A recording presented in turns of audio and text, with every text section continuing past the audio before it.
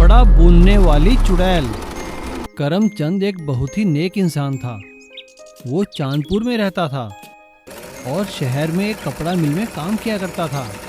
उसके घर में उसकी पत्नी विमला और 2 बच्चे थे। उनका जीवन बड़ी खुशी खुशी चल रहा था।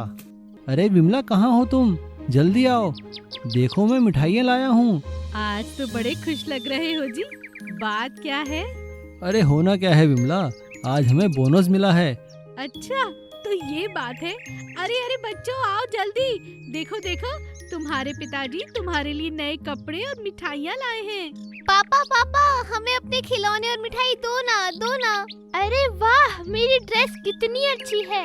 ये खिलौने भी कितने सुंदर हैं। लेकिन कुछ मजदूरों के लालच के कारण मिल में हड़ताल हो गई और मिल मालिक ने सभी मजदूरों को नौकरी से निकाल दिया और मिल बंद कर दी। करमचंद को भी नौकरी से निकाल दिया गया। उसे कोई और नौकरी नहीं मिली। घर में खाने के लाले पड़ गए। इन सब बातों से दुखी होकर करमचंद ने आत्महत्या करने की सोची और उसने रास्ते में पड़ने वाली एक वीरान छोटी सी कपड़ा मिल में जाकर अपनी जान देने की सोची। उसने जैसे ही आत्महत्या करने के लिए रस्सी अपने गले में लगाई, तभी उसे एक आवाज सुनाई दी।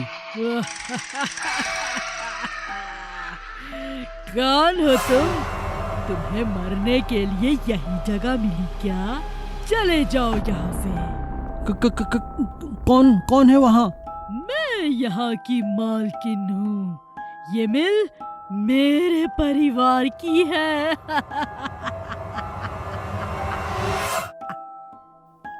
आप सामने क्यों नहीं आती? तभी एक भयानक चुड़ैल उसके सामने आ खड़ी हुई। उसे देखकर करमचंद डर गया। तुम कौन हो और यहाँ कैसे आए? करमचंद ने चुड़ैल को अपनी सारी आपबीती बताई।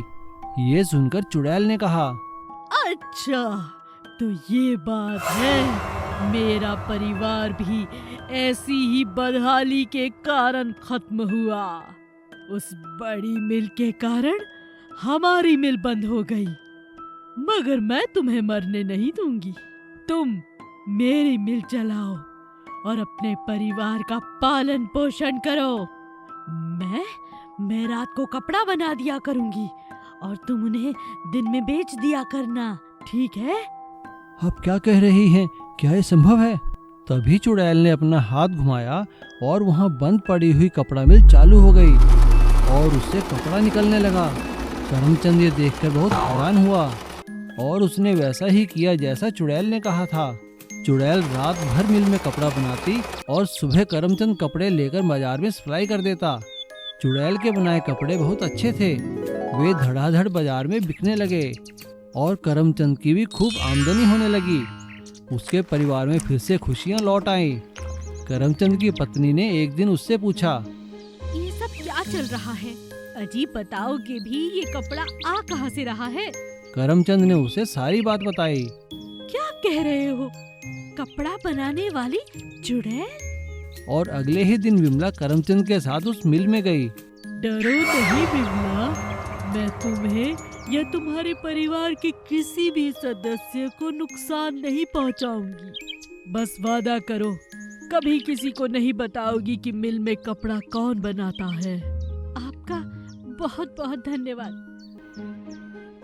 बांस का रिक्शा। रामू शहर में एक साइकिल बनाने वाली कंपनी में काम किया करता था। वो कंपनी साइकिल के साथ साथ साइकिल रिक्शा भी बनाती थी और रामू उस कंपनी में साइकिल रिक्शा बनाया करता था। वो एक बहुत ही अच्छा कारीगर था। वो बहुत ही मजबूत और अच्छे रिक्शा बनाया करता था। कंपनी में सभी उसकी तारीफ किया करते थे। लेकिन वैश्विक महामारी फैलने के कारण कंपनी को अपने मुलाजिमों की छटनी करनी पड़ी और उन्हें रामू को भी निकालना पड़ा। कंपनी के मैनेजर ने बड़े ही दुखी मन से रामू को हिसाब देते हुए कहा, भाई रामू, हमें तुम्हें निकालते हुए बहुत दुख लग रहा है, लेकिन क्या करें, तुम देख ही रहे हो काम कितना कम हो गया है। अब हमें लगता है कंपनी बंद ही करनी पड़ेगी। हम तुम्हें तुम्हारे जितने पैसे बनते थे उससे ज्यादा ही दे रहे हैं। मुझे उम्मीद है कि तुम जरूर कोई अच्छा काम कर लोगे। जी साहब, आपका बहुत बहुत धन्यवाद। मैं कंपनी की मजबूरी समझता हूँ, लेकिन साहब, अगर आपको कभी भी मेरी ज़रूरत हो आप मुझे बुला लीजिए। हाँ हाँ रामू, अगर कभी कंपनी खुलेगी तो हम तुम्हें पहले बुलाएंगे। रामू बड़े दुखी मन से अपने गांव वापस आ जाता है और गांव में ही कोई नया धंधा करने की सोच लेता है। एक दिन वो टीवी पर न्यूज़ सुनता है कि सरकार नए नए स्टार्टअप बनाने वालों को प्रोत्साहन दे रही है। रामू भी कुछ नया काम करने की सोच लेता है। एक दिन जब वो गांव में घूम रहा था तो गांव में बांस का जंगल देखकर उसे एक आइडिया आया और उसने बांस का रिक्शा बनाने की ठान ली। वो जंगल से छांट कर बांस लाकर रिक्शा के पुर्जे बनाने लगा। गांव के सभी लोग उसका मजाक उड़ाने लगे। अरे रामू बचुआ, पगला गए हो क्या? बांस का भी भला कोई रिक्शा बनता है क्या? लगता है अपनी बुद्धि शहर ही छोड़ आए हो। काहे पैसा खराब कर रहे हो? नहीं काका, देखना एक दिन मैं अपने उपाय में सफल हो जाऊंगा, फिर तुम ही मेरी तारीफ करोगे।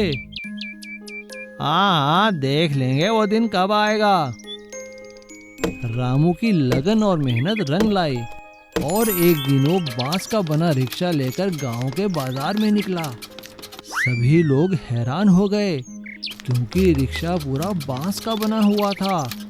बांस के पहिए, बांस का पैडल, बांस की बॉडी, बांस की बैठने की जगह। सभी लोग हैरानी से देखने लगे और उसकी तारीफ करने लगे। अरे वाह रामू, तुमने तो सच में बांस का रिक्शा बना दिया। क्या हम इस पर बैठ सकते हैं? हाँ हाँ काका, निश्चिंत होकर बैठिए, ये टूटेगा नहीं। और रामू ने अपना बांस का बनाया रिक्शा शहर में हुनर हाट में पेश किया। उसका बांस का बनाया रिक्शा देखकर सभी लोगों ने उसकी तारीफ की और सरकार ने उसके स्टार्टअप को मंजूरी दे दी। उसके बनाए बांस के रिक्शा धड़ाधड़ बिकने लगे। देश में ही नहीं, उसके बनाए बांस के रिक्शा की डिमांड विदेशों में भी होने लगी। साइकिल जूस वाला। राम कुमार गांव से शहर अपनी पत्नी के साथ काम की तलाश में आता है। वो बहुत मेहनती था, इसलिए उसे एक जूस फैक्ट्री में काम मिल जाता है। राम कुमार बड़ी मेहनत और लगन से जूस फैक्ट्री में काम करने लगता है। जूस फैक्ट्री का मालिक बहुत अच्छा था। वो राम कुमार और उसकी मेहनत की हमेशा दाद दिया करता था। भाई राम कुमार, एक काम करो, ये पैसे जाके बैंक में जमा कराया ना, और उसके बाद आकर के ये जूस वाली मशीन भी देख लेना, ठीक है? जी सेठ जी, मैं सब देख लूँगा, आप फिक्र ना करें। धीरे धीरे राम कुमार फैक्ट्री का सारा काम समझ जाता है और वो अच्छा जूस बनाना भी सीख लेता है। देखो जी, आप इस तरह से पैदल जाते हो, ये मुझे अच्छा नहीं लगता। इस बार तनख्वाह आने पर आप एक छोटी सी साइकिल क्यों नहीं ले लेते? एक दिन तनख्वाह मिलने पर राम कुमार की पत्नी ने राम कुमार से कहा, अच्छा, तो तनख्वाह मिल गई तो इस बार तो साइकिल ले ही लो। हाँ हाँ ठीक है सरला, मैं साइकिल ले लूँगा। और राम कुमार एक नई साइकिल लेकर आ जाता है और अब वो उसी साइकिल से घर से फैक्ट्री जाने लगता है।